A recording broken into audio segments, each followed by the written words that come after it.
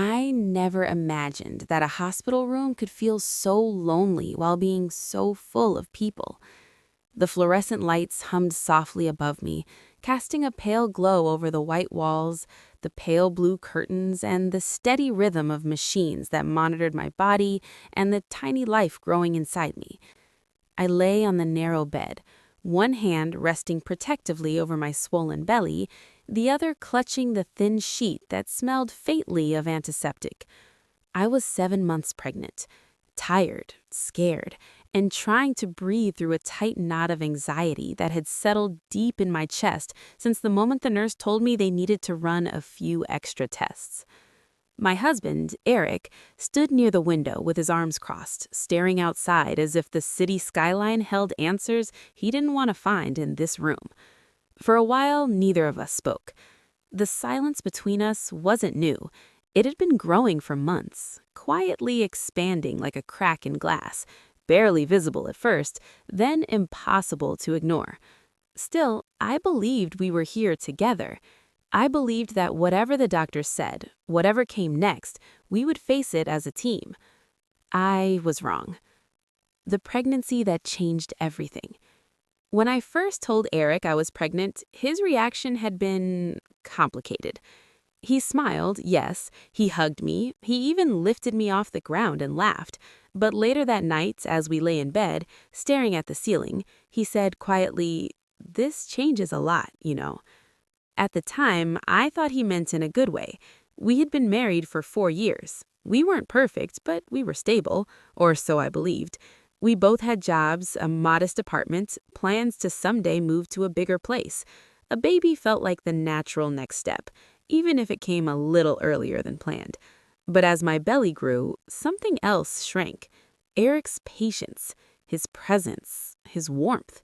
He started working late, coming home exhausted, getting irritated over small things, dishes left in the sink, laundry not folded, dinner being too bland or too salty.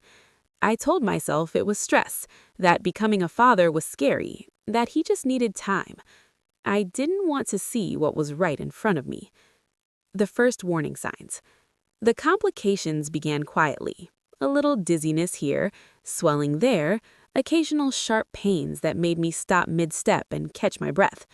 My OBGYN assured me that many of these symptoms were normal, but after one appointment, her expression changed. "I want you to go to the hospital for monitoring," she said gently, "just to be safe." "Is the baby okay?" I asked, panic rising. "We just want to be thorough." Eric sighed when I told him. "Another appointment? I can't keep missing work for this." "I'll go alone if you want," I offered, trying to sound calm as fear clawed at my throat. He hesitated, then said, "No, I'll come, but this can't keep happening." As if pregnancy followed a schedule you could control.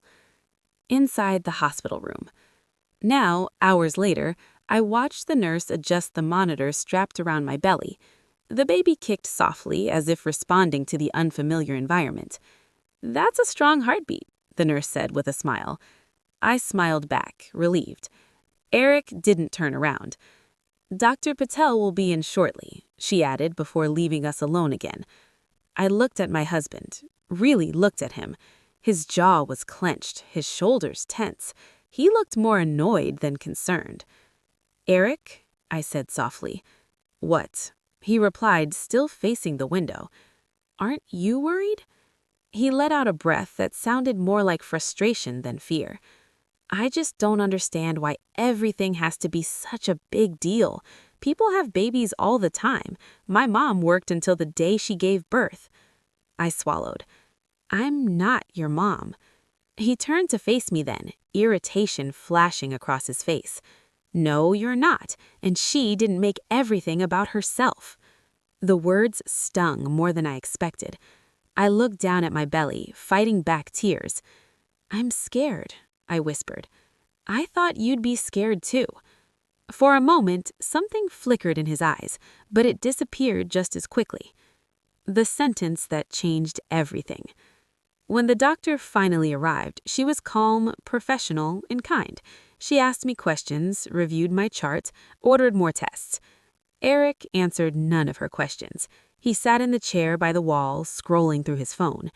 Then she left again. Minutes passed, then more. I shifted uncomfortably, my back aching, my heart pounding. "This is taking forever," Eric muttered. I didn't respond. Finally, he stood up abruptly and walked toward the door, then stopped. He turned back to me. "You know," he said, his voice flat, "I can't do this." "Do what?" I asked. "This," he repeated, gesturing around the room.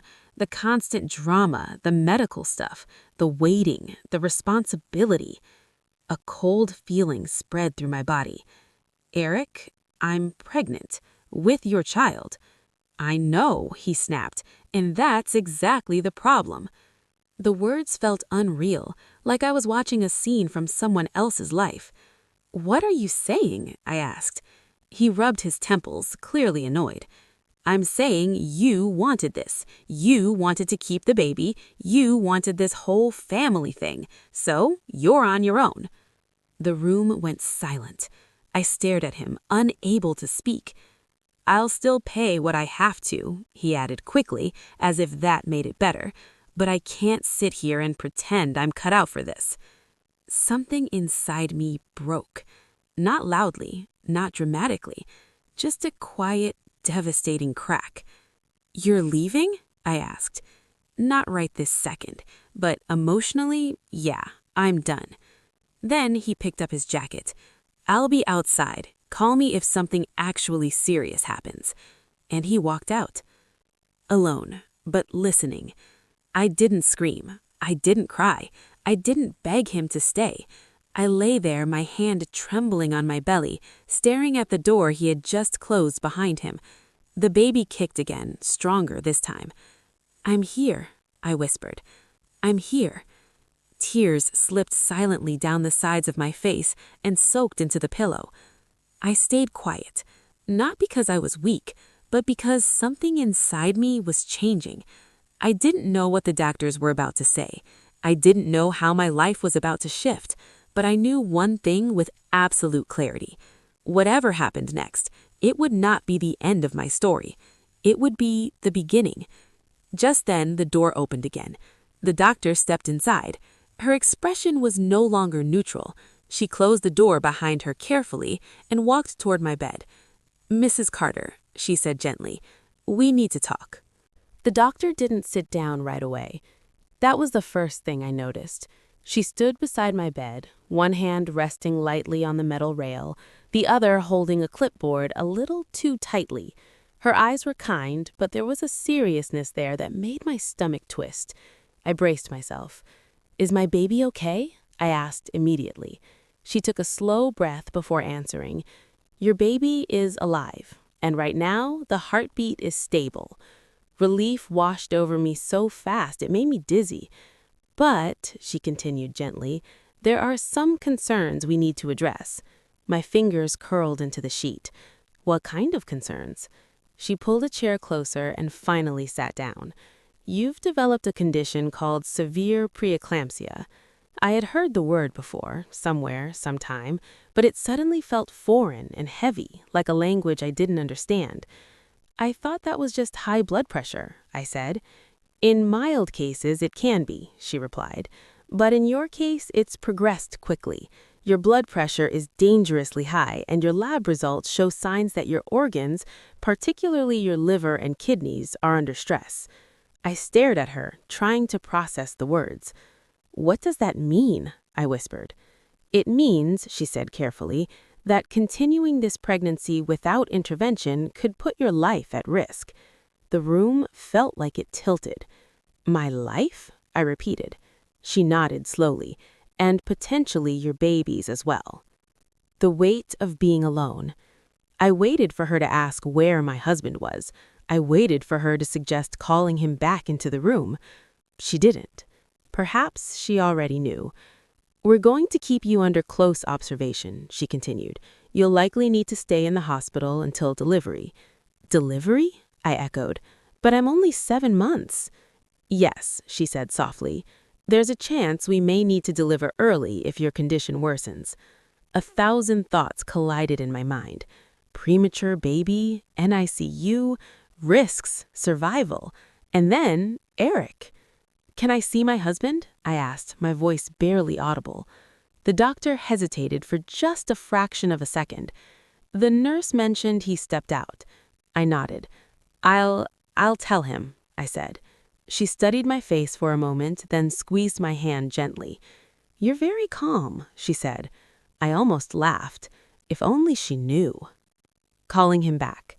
It took me several minutes to work up the courage to call Eric. My hands were shaking as I dialed his number. He answered on the third ring.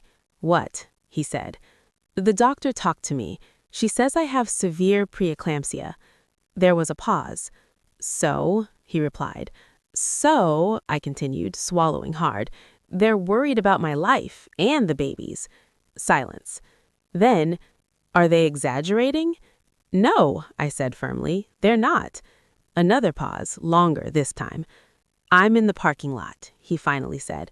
"I'll come back in." Relief flickered in my chest, but it was fragile. A different man walks in.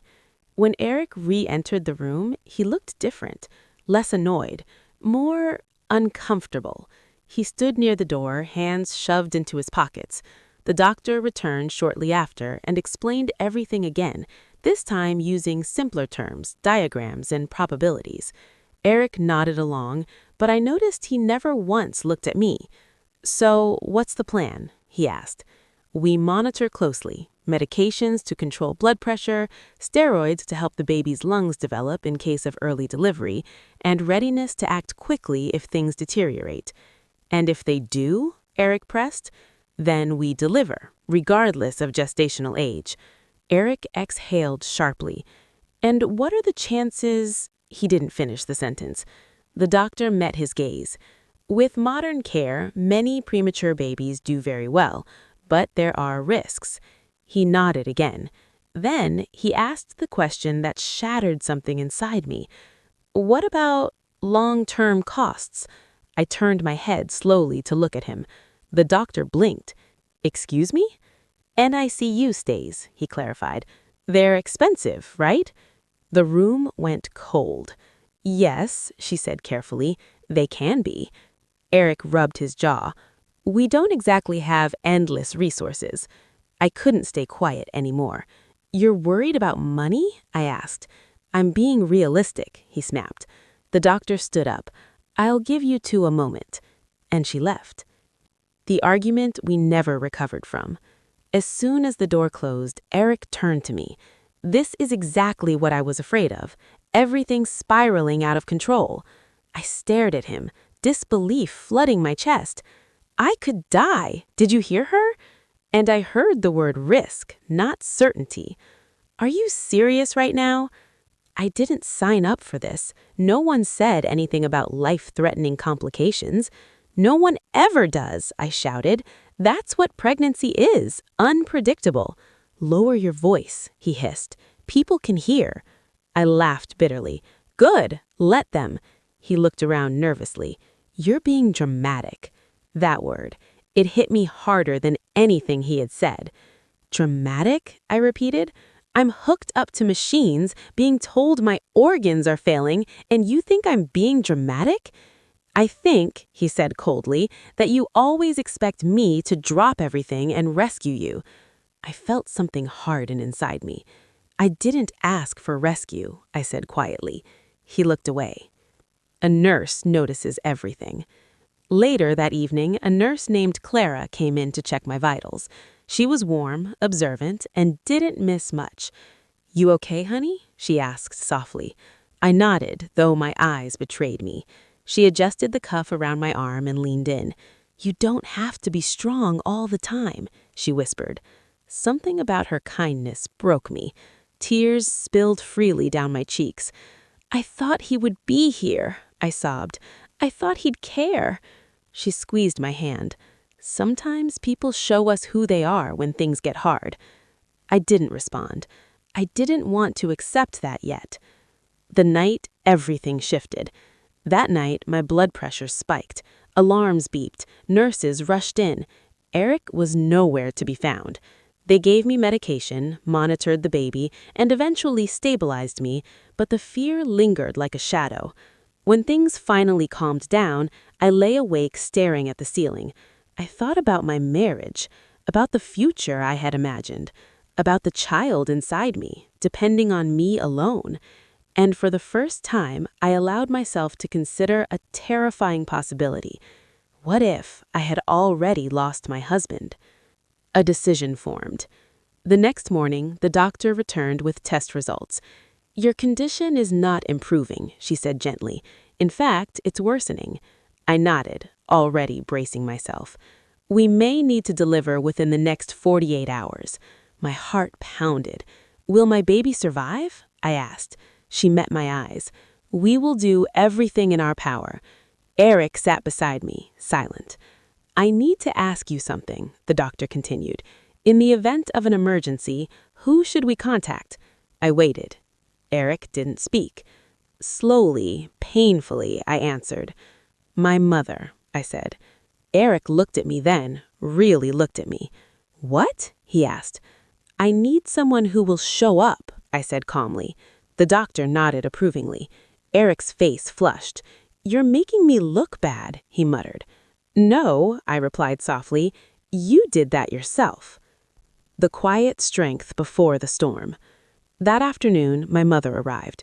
She took one look at me and pulled me into her arms, careful of the monitors. "I'm here," she whispered. "You're not alone." For the first time in days, I believed it. Eric stayed silent, hovering at the edge of the room like a stranger. As the sun set outside the hospital window, I placed both hands on my belly. "Whatever happens," I whispered to my baby, "I will fight for you." The monitors beeped steadily. The nurses moved quietly, and somewhere deep inside me, a strength I didn't know I had began to rise. Just as the night nurse came in to check my blood pressure, her expression changed. She frowned at the monitor. Then she looked at me. "Sweetheart," she said urgently, "I need to call the doctor." My vision blurred. The room filled with movement, and I knew this was it. The room exploded into motion. One moment, I was listening to the steady beeping of the monitor. The next, alarms pierced the air, sharp and relentless. Nurses rushed in, their voices urgent but controlled, hands moving with practiced precision. "Blood pressure's climbing. She's seizing.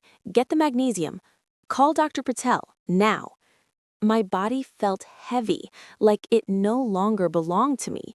My vision blurred at the edges, the ceiling lights stretching into white streaks above me. I heard my mother's voice somewhere nearby, panicked but trying to stay calm. "I'm here, sweetheart. I'm right here." Eric stood frozen near the door. I saw him, really saw him, just standing there, pale, stunned, unsure of where to put his hands or what to do. For the first time, I wasn't angry. I was done expecting anything from him. The point of no return. Dr. Patel arrived within minutes, her expression sharp and focused. "She's not responding to medication," she said after scanning the monitors. "We can't wait." My heart pounded. "What does that mean?" my mother asked. "It means we need to deliver the baby, now." The word now echoed in my head. I tried to speak, but my mouth felt dry, my tongue heavy. Dr. Patel leaned close so I could see her face. "Listen to me," she said firmly.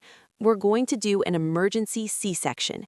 It's the safest option for you and your baby." Fear surged through me like electricity. "But the baby," I began. "I know," she interrupted gently, "but staying pregnant longer is no longer safe." I swallowed hard and nodded. "Okay," I whispered. "Do it." She straightened and turned to the team. "Prep the OR." Everything moved fast after that, too fast to process. Papers were shoved toward my mother for signatures. Nurses began unhooking and reconnecting wires. Someone placed a cap over my hair. As they wheeled my bed toward the operating room, I caught Eric's eye. He looked terrified, but he didn't follow. A mother's choice. Just before the operating room doors closed, Dr. Patel paused. Only one person can come in. My mother stepped forward immediately. Eric opened his mouth. I choose my mom, I said, my voice stronger than I felt. The words landed heavily in the air. Eric stared at me, stunned. Are you serious? He asked. I met his gaze calmly. Yes. There was nothing left to explain. The doors swung shut between us. Under the bright lights. The operating room was blindingly bright and painfully cold. They transferred me to another table, strapped my arms out to the sides, and began preparing my body. My mother sat beside my head, her gloved hand gripping mine. I'm scared, I admitted, my voice trembling. I know, but you're not alone. The anesthesiologist spoke gently as he administered the spinal block. You'll feel pressure, but no pain. If you feel nauseous or dizzy, tell me. Within minutes, my lower body went numb. I stared at the ceiling, tears pooling in the corners of my eyes. All I could think about was the baby. Please be okay. Please be okay. The longest minutes of my life. I felt tugging, pressure, movement. Voices murmured over the sterile drapes. How's the baby? Almost there. My heart raced. Then, a sound. Tiny, fragile, but unmistakable. A cry. It's a girl, someone announced. A sob tore out of me before I could stop it. Is she okay? I asked desperately. She's small, but she's breathing. They lifted her briefly over the drape. She was so tiny, so impossibly tiny. Her skin reddish and delicate, her movements weak but determined. My daughter. Before I could say anything else, they whisked her away toward the NICU. I want to see her, I whispered. You will, my mother said, her gloved hand gripping mine. She's strong, just like you. After the storm. Hours later, I woke up in recovery. My body ached, my head throbbed, but I was alive. The first thing I asked was, my baby. She's in the NICU, she's stable. Relief flooded me so completely I started to cry. Later that evening, Eric came in. He looked small now, deflated. I heard the baby's a girl, he said awkwardly. Yes, I replied. She's early, that's hard. I studied him quietly. What do you want to say, Eric? He hesitated, then exhaled. I panicked. I didn't know how to handle it. I know, I said. He looked at me hopefully. We can still figure this out, together. Something inside me went very still. No, I said gently. His face fell. What? I almost died, and you walked away. I came back, he protested. Too late. I needed a partner. You gave me a spectator. He opened his mouth to argue, then closed it again. I'm not doing this to punish you, I continued. I'm doing this to protect myself and my daughter. Silence filled the room. I'll arrange custody, he said quietly. I nodded. That's for the lawyers. He looked at me one last time, then turned and left. This time, I didn't watch the door. Learning to breathe again. The days that followed were hard. The NICU became my world. Machines, tubes, whispered updates, tiny victories. I spent hours sitting beside my daughter's incubator, reading to her, singing softly, telling her about the life we would build together. You're stronger than anyone knows, I whispered to her tiny form, and so am I. My blood pressure slowly stabilized, my body healed, but something deeper healed too. I wasn't waiting anymore. The doctor's final words. Before I was discharged, Dr. Patel came to see me one last time. You made the right call, she said. Staying quiet, staying focused, it saved your life. I nodded. I learned something, I said. What's that? That silence isn't weakness. Sometimes it's strength gathering itself. A new beginning. Weeks later, my daughter finally came home. She was still small, still fragile, but she was mine.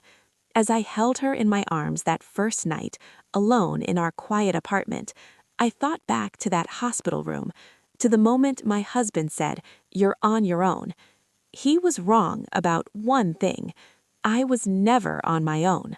I had my voice, my strength, and now I had my daughter, and that was more than enough. Life didn't return to normal after we left the hospital. There was no neat reset, no moment where everything suddenly made sense again.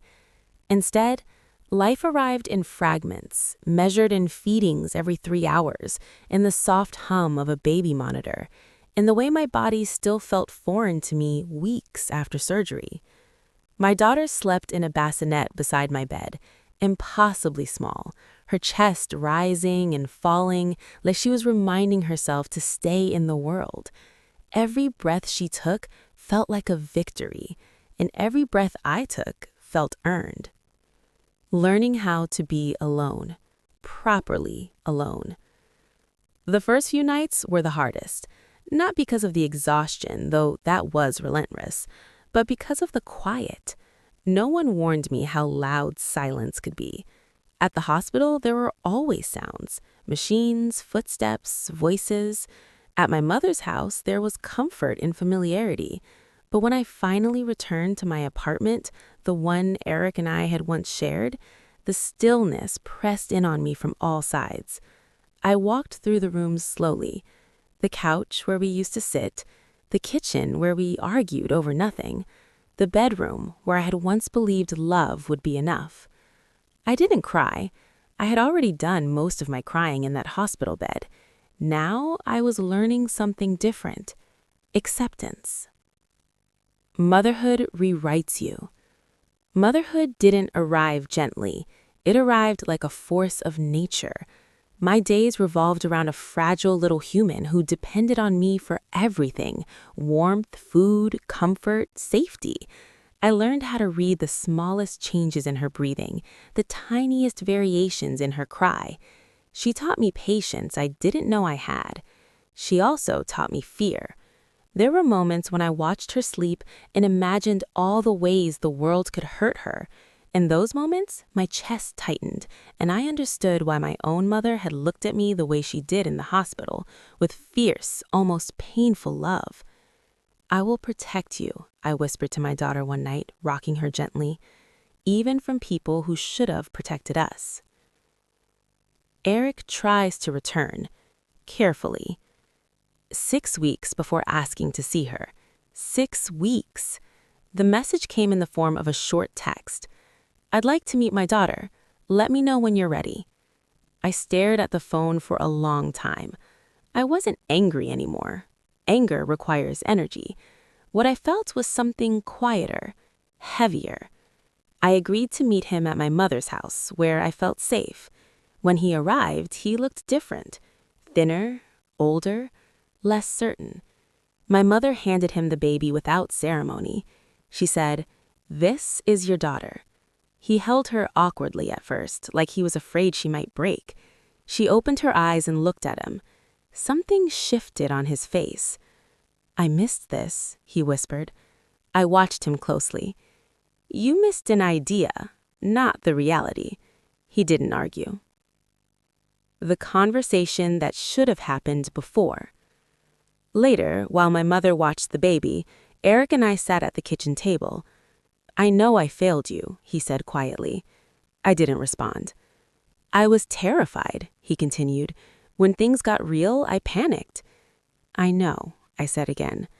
"I thought if I stepped away, things would calm down. I didn't understand that stepping away made everything worse." That's the thing about responsibility. It doesn't disappear just because you avoid it. He nodded.